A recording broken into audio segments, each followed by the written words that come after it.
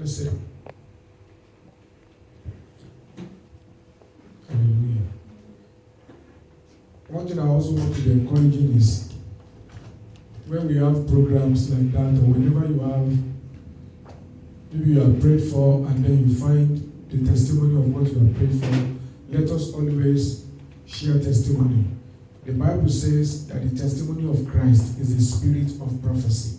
When we share testimony, we are encouraging somebody that what God has done for you, He can do for another.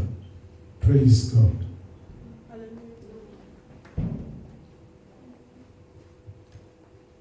So if you have testimony to share after the message, you'll be given a chance to do that.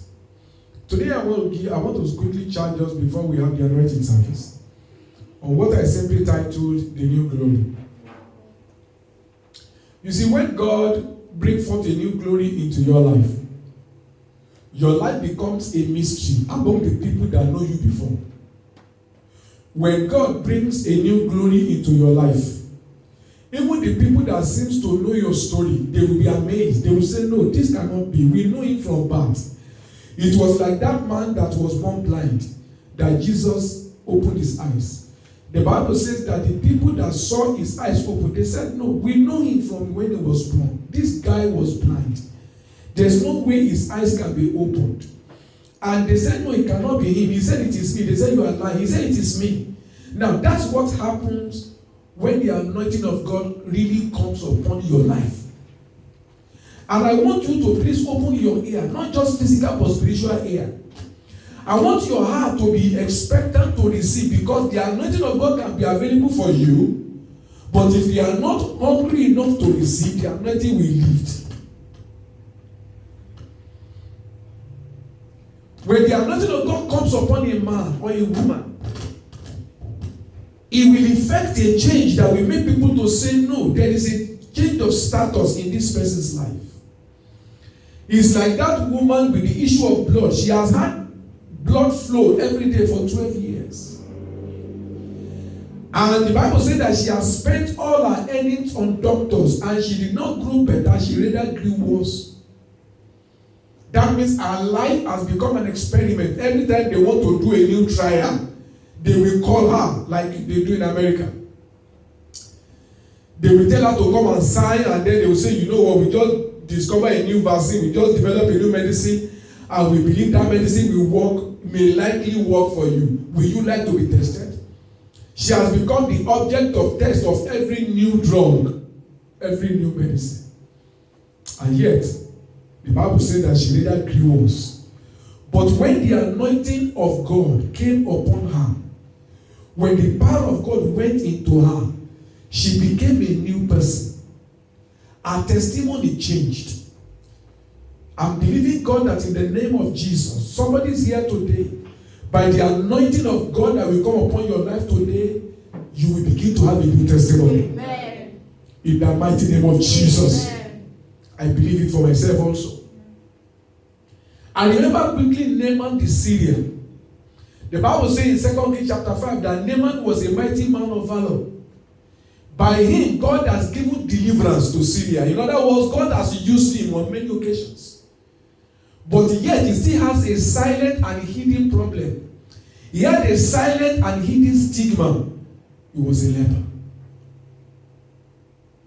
It was a servant, one small girl that was taken as a slave from Samaria, that told the wife of Naaman that if only my master can go to Samaria and meet the prophet, he will be made whole. And that's why you don't need to castigate or ignore any recommendation that God will give to you. He can come to anybody. At the end of the day, when Naaman met Elisha, and Elisha gave him instruction of what to do, after persuasion, he went ahead and did what Elisha said. And the Bible says he came out and his skin that was completely leprous became like the skin of a little baby. I believe God that today God is going to cause a transformation in your life. Amen. That will bring your life to the glorious realm that God has ordained in the name of Jesus. Amen. I am trusting the Lord that by the anointing of this morning, whatever the enemy has done in your life, the glory of God will undo it. Amen. When the Lord turned again the captivity of Zion, the Bible says we are like them that dream. Our mouth was filled with laughter and our tongue was filled with singing. Even among the unbelievers, they said the Lord has done great things for them. I pray for you today that in the name of Jesus Christ, even the people who do not know the Lord, when they see your life, when they hear your testimony, they will begin to say, the Lord has done great things for you. Amen. In the mighty name of Jesus. Amen. The story that we read, the story of Jehu in 2 Kings chapter 9, we are told, God already told Prophet Elisha. You see, our God does not do things haphazardly. Our God is a master planner. God already told Elisha earlier that he's going to have to anoint Jehu to be king. Whatever God is going to do in your life by the anointing, he has already preordained it. The Bible says that those that God foreknew, those are the people that he called. The people that God called, those are the people that God has justified. And the people that God has justified, those are the people that God has glorified. In other words, nothing happened in your life by chance. Every glorious thing that is going to take place in your life has been pre-designed by God. The enemy may want to obstruct the plan, but there is a plan in the heart of God that no man cannot do. And I believe, God, that as the anointing of God touch your life today, whatever the enemy think is trying to delay or undo, the power of God will stamp it in the name of Jesus. Amen.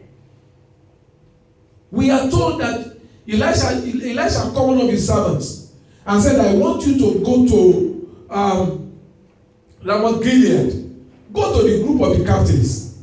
There's one of the captains that God has ordained to be a head of other captains.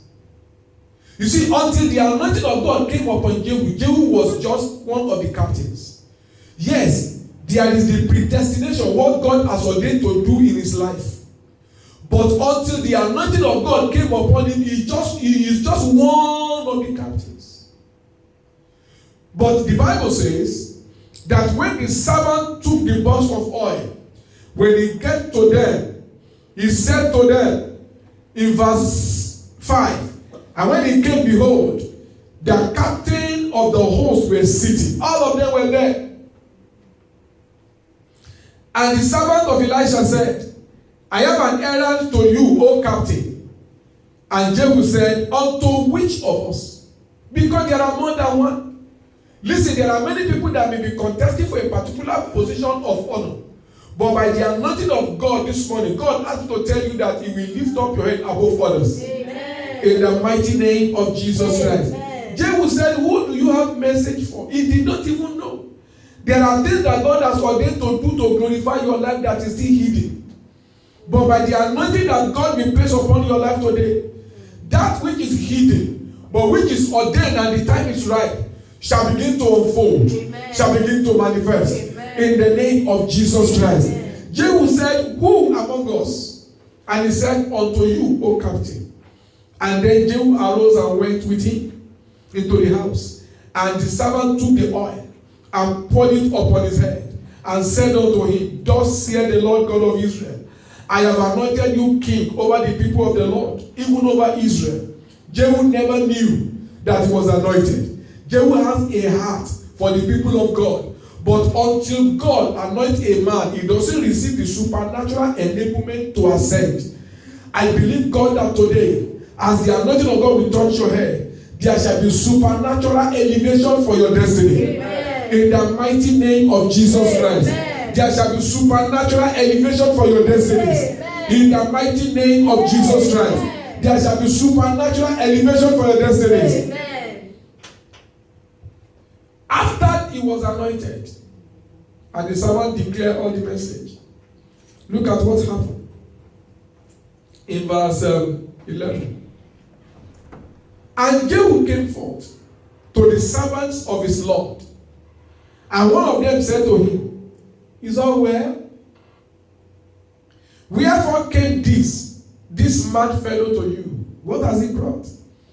And he said unto them, you know the man and his communication. But he didn't want to talk.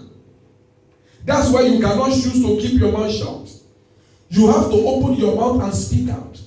In fact, what the Holy Ghost put in my heart, I must not forget.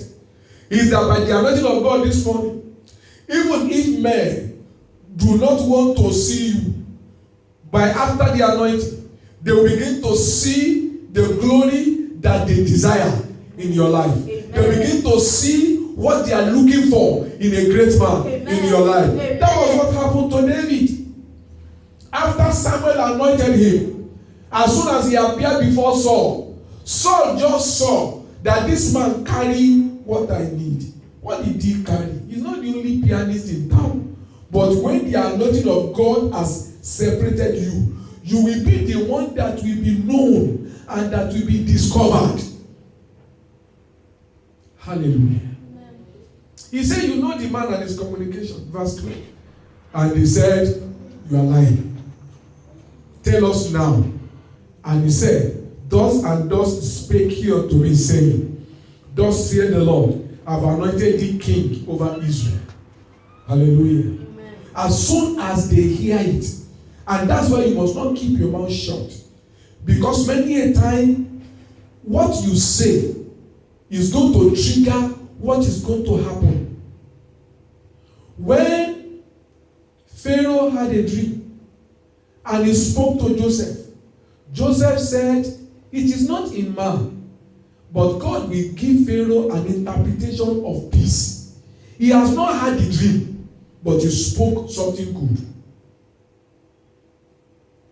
You have to understand the fact that what you say has a way of triggering the anointing that God placed upon your life.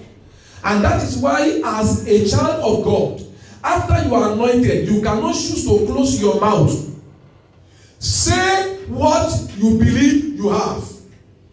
Even if they laugh at you, they will see it and they will bow to it.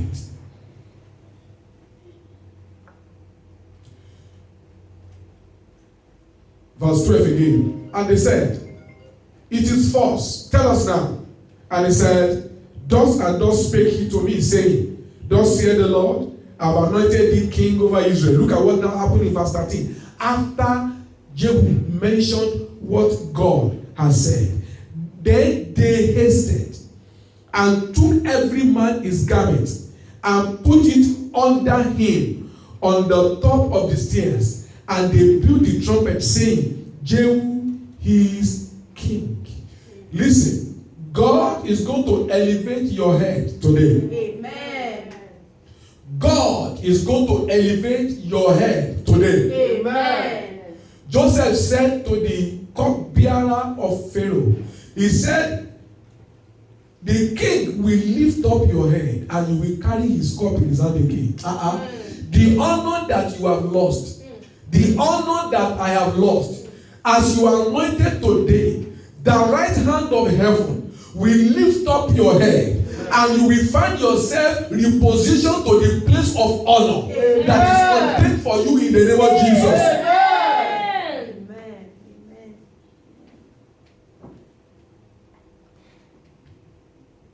Amen. They hasted, they blew, and they said, Jehu is king.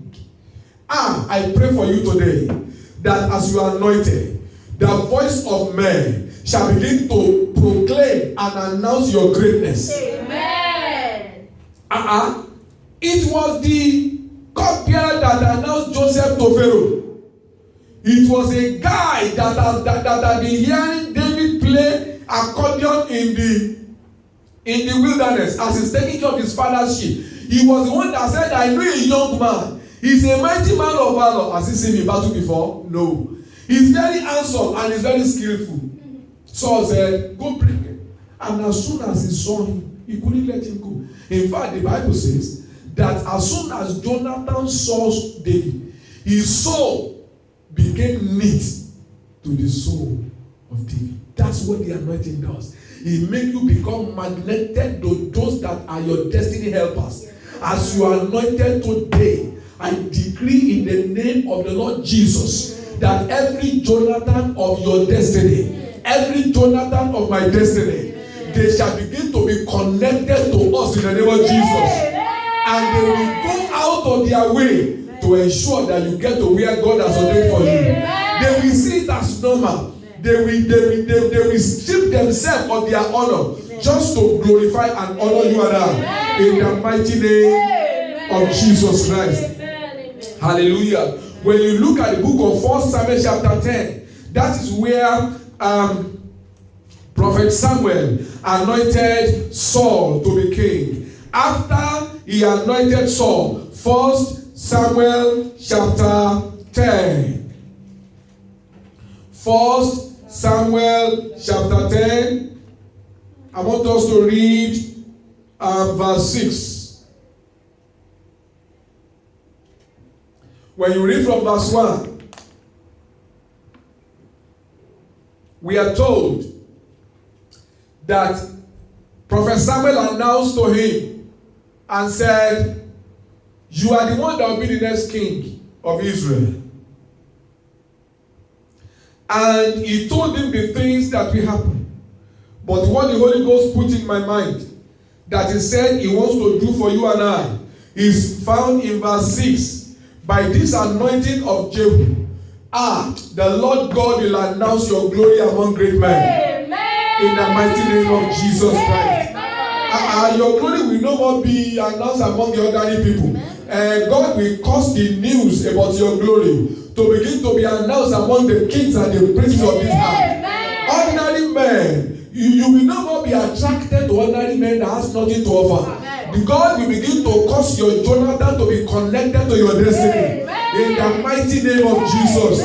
Owners of company, captains of industries, men and women that carry the wealth and treasure that is needed for your life and my ministry. God begin to connect them to us in the name of Jesus.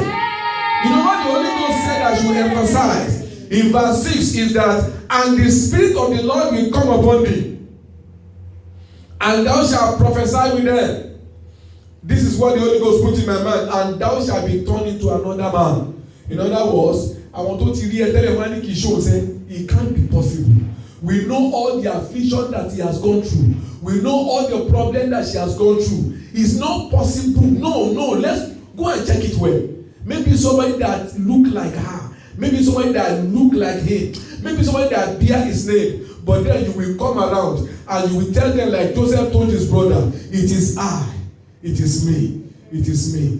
I pray that in the name of Jesus, by the anointing that you are going to connect today, God will lift you to an enviable height. Amen. That men will not believe in the name of Jesus.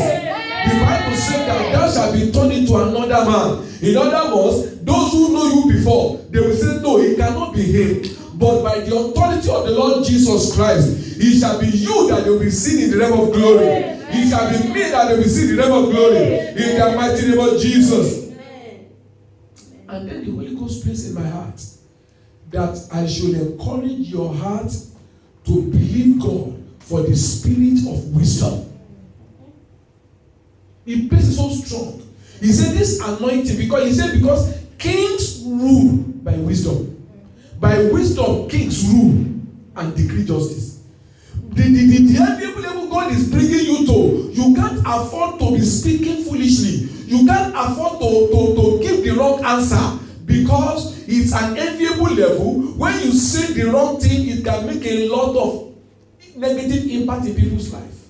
And that's why God wants to give you a holistic personality. Number one, you are changed to another man. And then he said I should let you know that you will now begin to have upon your life the spirit of wisdom, like that of Solomon. Solomon always knows what to do. Solomon has a way of looking at issues and then he will get an answer from the problem, because God anointed him. As you are anointed today, the spirit of God in the form of wisdom shall begin to operate upon your life. Amen. In the mighty name of Jesus. Amen. Never again will you take foolish decisions. Amen. Never again will I take foolish steps. Amen. In the name of Jesus. Amen. Let's go to the book of Isaiah chapter 11 verse 3. Isaiah chapter 11 and verse 3.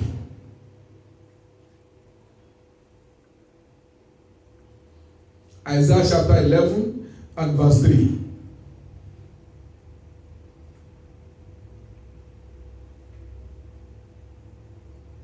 Let's read from verse 2. And the Spirit of the Lord shall rest upon him, And then they begin to talk about what that spirit means. And he said, the spirit of wisdom and understanding. Look at what he will do in verse 3. And shall make him of quick understanding in the fear of the Lord.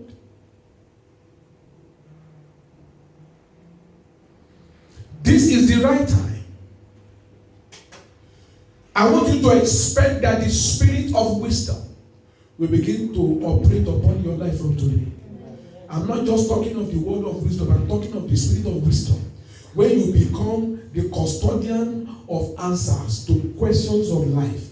When you cannot explain, but there's a way your mind begin to operate now to provide solution to problems that people cannot find an answer to. You know, when Daniel, in the time of Daniel, the Bible said the king had a dream and then nobody could interpret it. But when Daniel came and Daniel had a dream, somehow he just knew. He just knew the interpretation to dreams.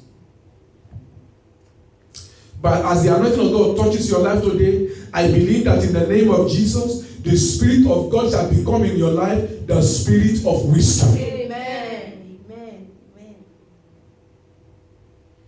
You will be quick to understand in the name of Jesus Christ. Amen.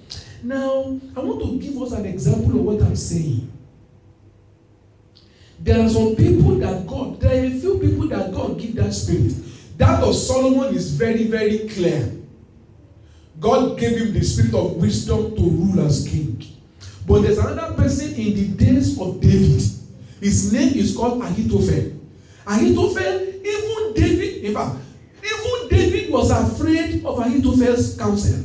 Because Ahithophel's counsel is as if an oracle of God is speaking. As if an angel came from heaven to give counsel. Every time Ahithophel gives suggestion, it always works. 2 Samuel chapter 16. 2 Samuel chapter 16.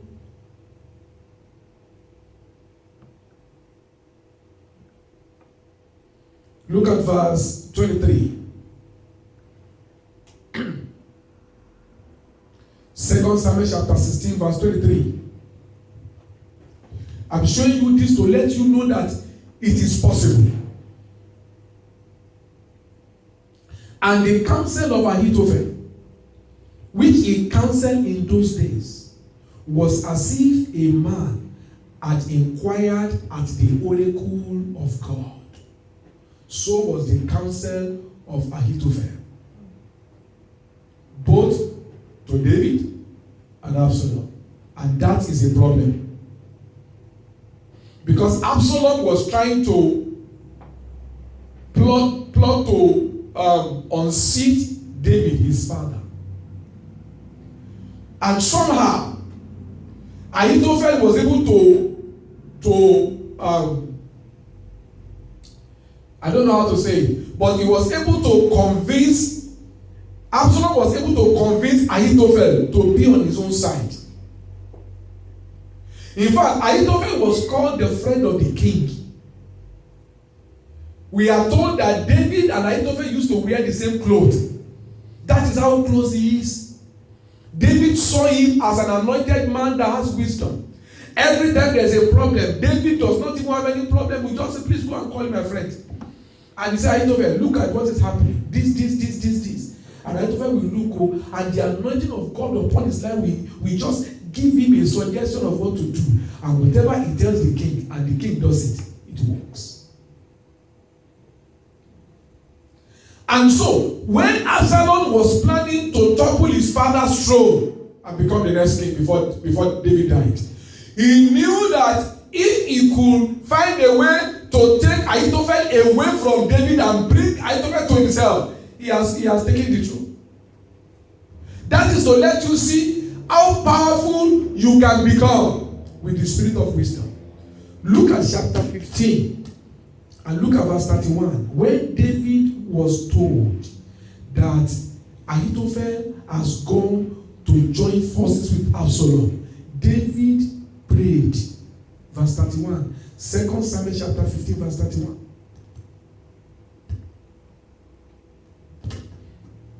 Look at the prayer that David.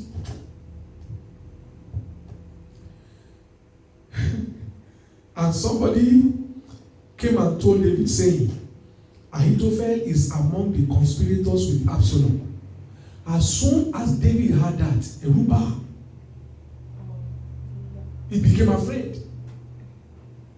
And then David said, oh Lord, I pray thee, please, turn the counsel of Ahithophel into foolishness. The only person that can do that is God. Amen. Amen. And I want you guys to learn something from here, even though today is not for preaching or teaching. There are certain anointing God placed upon your life because of the person God has ordained you to stand by. The anointing to know the right thing that God gave Ahithophel, it was so that he can help David.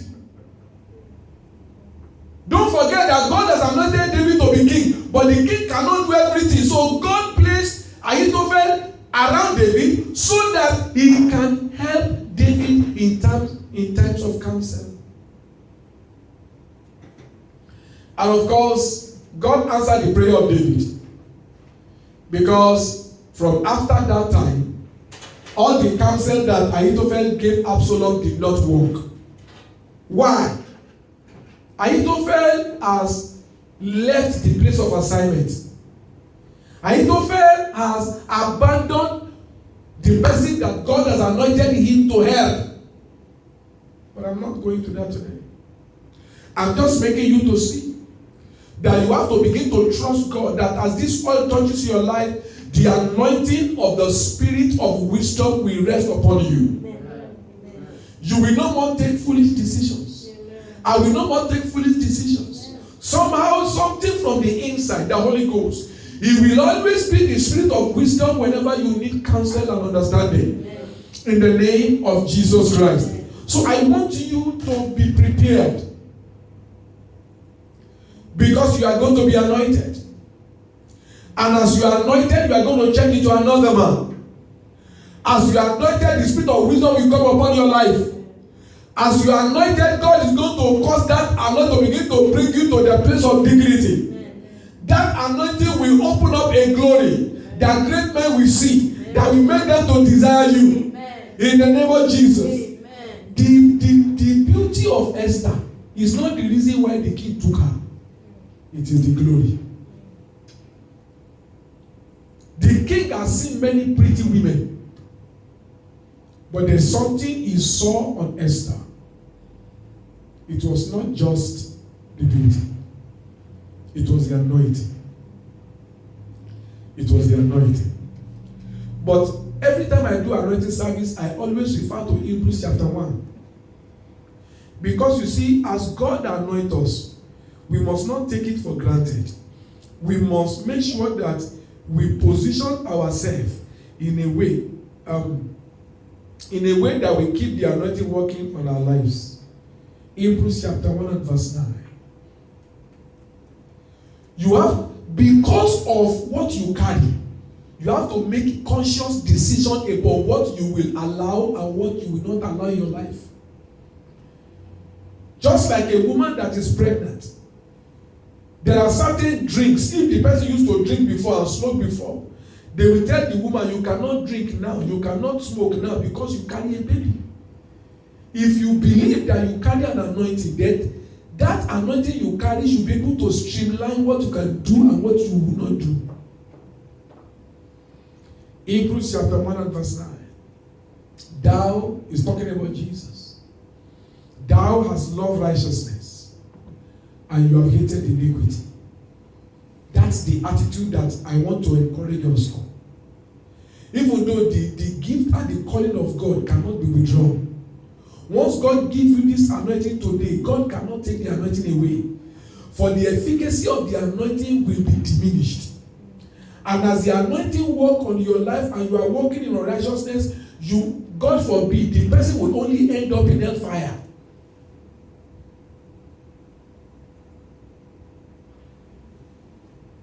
Because anointing is very delicate.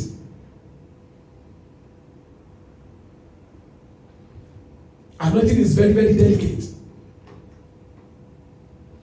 Even when you are walking the wrong path, the anointing cannot lift. God has given it to you. But you must know that the anointing can become corrupted and become an instrument in the hand of the devil. Many of those who are fake prophets today, they started originally as servants of God. Maybe they cannot wait. Maybe certain things happen. And then they were lured into satanic realm. And then they had affinity with Satan. And then the devil began to use what God put in their life for his own purpose. You must choose to love righteousness and hate iniquity. Whatever appears as iniquity, move away from it. You can see from the life of Joseph that when Potiphar's wife wanted him to sleep with her, he fled. When his brothers were trying to make him feel guilty that maybe he has not forgiven them, he said, I've forgiven you. None of us is perfect. We make mistakes. But when you find yourself digress into what is not of God, repent immediately and come back to God. Rededicate yourself back to God.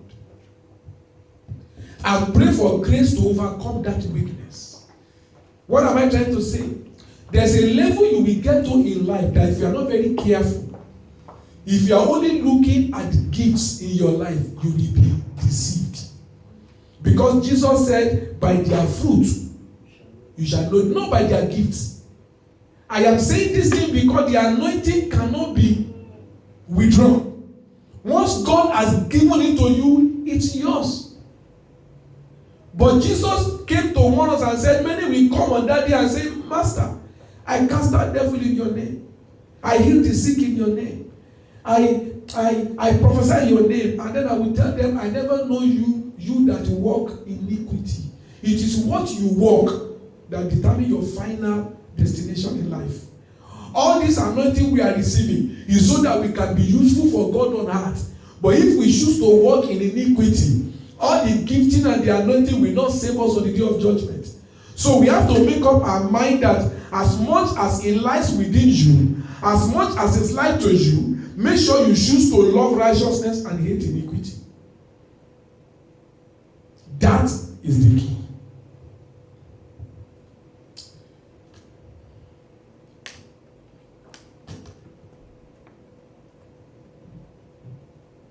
I am going to pray on the oil. It's anointed already. But I'm going to dedicate a part of it to the anointing for a new glory. And in the name of Jesus, as your hand touch this oil and you put it upon your head,